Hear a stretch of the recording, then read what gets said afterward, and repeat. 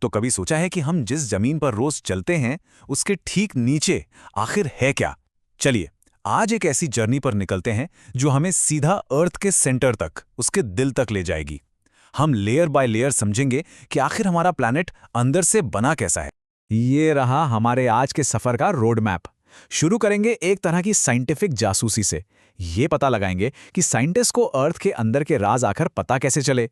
फिर हम एक एक करके क्रस्ट, मैंटल और कोर की अनोखी दुनिया में चलेंगे और एंड में सारी कड़ियों को जोड़कर एक सुपर फास्ट रिवीजन भी करेंगे। तो चलिए अपनी जासूसी शुरू करते हैं। सबसे पहला और सबसे बड़ा सवाल, आखिर हमें कैसे पता कि अर्थ के अंदर क्या है? इसका सबूत, इसका एविडेंस कहाँ से मिला? ये सवाल बहुत गहरा है, लिटरली। देखिए, हम इंसान चांद तक पहुंच गए, मार्स पर रोवर्स भेज दिए, लेकिन अर्थ के सेंटर तक आज तक कोई नहीं जा पाया। तो फिर ये सारी इंफॉर्मेशन, ये सारी जानकारी आई कहां से? ये एक ऐसी कहानी है जिसमें साइंस, अंदाजा और काफी सारी डिटेक्टिव वर्क शामिल है। इसका जवाब है इनडायरेक्ट एविडेंस, यानी अप्रत्यक्ष सबूत। इसे ऐसे समझिए जैसे एक डॉक्टर को अगर देखना है कि हड्डी टूटी है या नहीं, तो वो ऑपरेशन थोड़ी ना करता है, वो एक्सरे से देख लेता है। बिल्कुल उसी तरह जियोलॉजिस्ट भी पृथ्वी के अंदर के हाल का अंदाजा लगाते हैं, वहां बिना गए। और ये हैं हमारे वो साइंटिफिक एक्सरेज। देखिए, जैसे जैसे हम अर्थ के अंदर जाते हैं, गर्मी और दबाव यानी टेम्परेचर और प्रेशर दोनों बढ़ते जाते हैं। हर लेयर की डेंसिटी यानी उसका घनत्व अलग अलग है। ज्वालामुखी से निकलने वाला गर्म लावा और भूकंप से पैदा होने वाली साइज्मिक वेव्स, ये सब हमें पृथ्वी के अंदर की एक तस्वीर बनाने में मदद करती हैं। सिंपल सा फंडा है, ये वेव्स अलग अलग मटेरियल से अलग अलग स्पीड से गुजरती हैं, जिससे पता चलता है कि अंदर क्या सॉलिड है और क्या लिक्विड। अब इस नंबर पर थोड़ा ध्यान दीजिए। हर 32 मीटर नीचे जाने पर टेम्परेचर पूरा 1 डिग्री सेल्सियस बढ़ जाता है। अब आपको शायद लगेगा इसमें क्या बड़ी बात है, लेकिन जरा सोचिए, अर्थ का सेंटर यहां से 6000 किलोमीटर से भी ज्यादा दूर है। वहां तक पहुंचते पहुंचते तो गर्मी इतनी बढ़ जाती है जितनी सूरज की सतह पर होती है। इनक्रेडिबल है ना? चलिए अब अपनी यात्रा शुरू करते हैं। सबसे पहले उस लेयर को देखेंगे जिस पर हमारा पूरा जीवन, हमारी पूरी सिविलाइजेशन टिकी हुई है। ये है अर्थ की पतली सी लेकिन सबसे जरूरी ऊपरी परत, द क्रस्ट। क्रस्ट को ठीक से समझने से पहले एक और टर्म जान लेना जरूरी है, लिथोस्फीयर। ये ग्रीक शब्द लिथोस से आया है, जिसका मतलब होता है रॉक या पत्थर। तो ये पृथ्वी की पत्थरों वाली सॉलिड आउटर लेयर है। लेकिन इसमें सिर्फ क्रस्ट नहीं, बल्कि मैंटल का थोड़ा सा ऊपरी सॉलिड हिस्सा भी शामिल है। मान लीजिए जैसे सेब का छिलका और उसके ठीक नीचे का थोड़ा सा गूदा। इस डायग्राम को ध्यान से देखिए। सबसे ऊपर है क्रस्ट और उसके नीचे मैंटल का थोड़ा सा सॉलिड हिस्सा। इन दोनों को मिलाकर बनता है लिथोस्फीयर। और इसके ठीक नीचे जो ये सेमी लिक्विड पिघली हुई परत दिख रही है, वो है एस्थेनोस्फीयर। इसी एस्थेनोस्फीयर पर हमारी लिथोस्फीयर की प्लेट्स फ्लोट करती हैं, जिसके कारण भूकंप आते हैं और पहाड़ बनते हैं। अब देखिए, क्रस्ट भी दो तरह की होती हैं। एक है कॉन्टिनेंटल क्रस्ट, जिस पर हमारे सारे कॉन्टिनेंट्स, सारे देश हैं, और दूसरी है ओशियानिक क्रस्ट, जो समुद्र के नीचे है। कॉन्टिनेंटल क्रस्ट को हम कहते हैं सियाल, SIAL, क्योंकि यह सिलिकॉन और एल्यूमिनियम से बनी है, यह हल्की होती है। वहीं ओशियानिक क्रस्ट को सीमा कहते हैं, SIA में, क्योंकि यह सिलिकॉन और मैग्नीशियम से बनी है और सियाल से ज्यादा डेंस यानी भारी होती है। इसलिए हल्की सियाल भारी सीमा के ऊपर तैरती है, बिल्कुल वैसे ही जैसे तेल पानी के ऊपर तैरता है। तो जहां पर यह पतली सी क्रस्ट खत्म होती है और नीचे की मोटी लेयर मैंटल शुरू होती है, उस बाउंड्री को एक स्पेशल नाम दिया गया है, मोहरोवेसिक डिसकंटिन्यूटी। इसे शॉर्ट में मोहो कहते हैं। ये एक इनविजिबल लाइन है जो दो बिल्कुल अलग दुनियाओं को एक दूसरे से अलग करती है। अब हम मोहो को क्रॉस करके पृथ्वी के दूसरी लेयर में एंटर कर रहे हैं। यहां से आगे गर्मी और दबाव बहुत तेजी से बढ़ेंगे।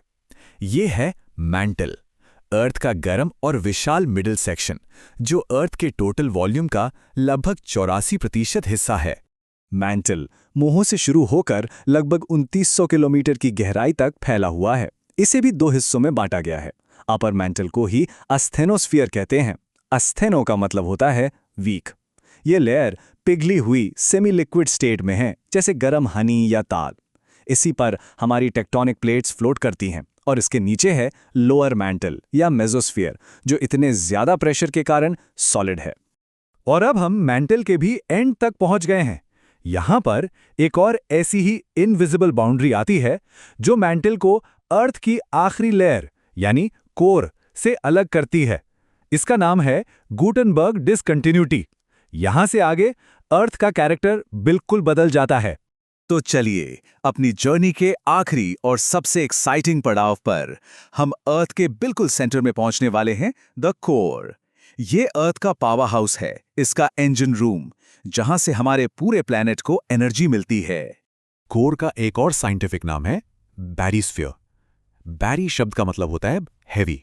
तो ये अर्थ का सबसे अंदर का और सबसे भारी, सबसे डेंस हिस्सा है जहां सारे हैवी एलिमेंट्स जाकर सेटल हो गए।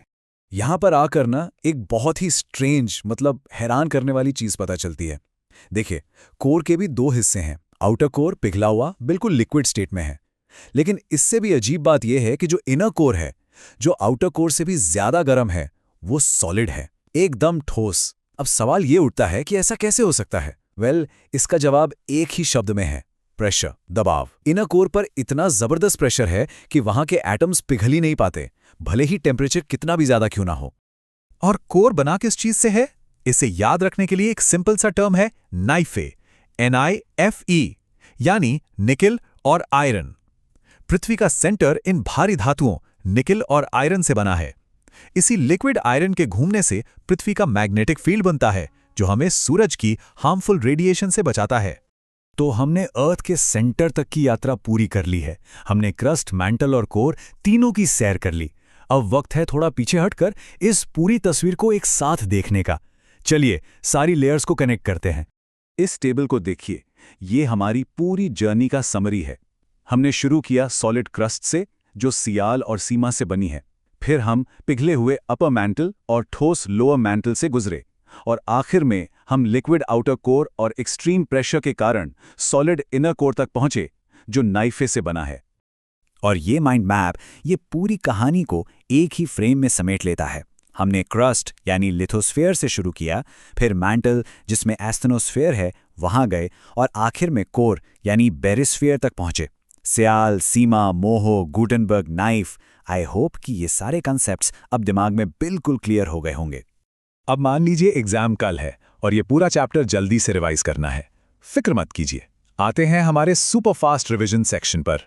5 मिनट में पूरा चैप्टर कवर करते हैं। चलिए जल्दी से सारे इंपॉर्टेंट पॉइंट्स को एक बार और देख लेते हैं।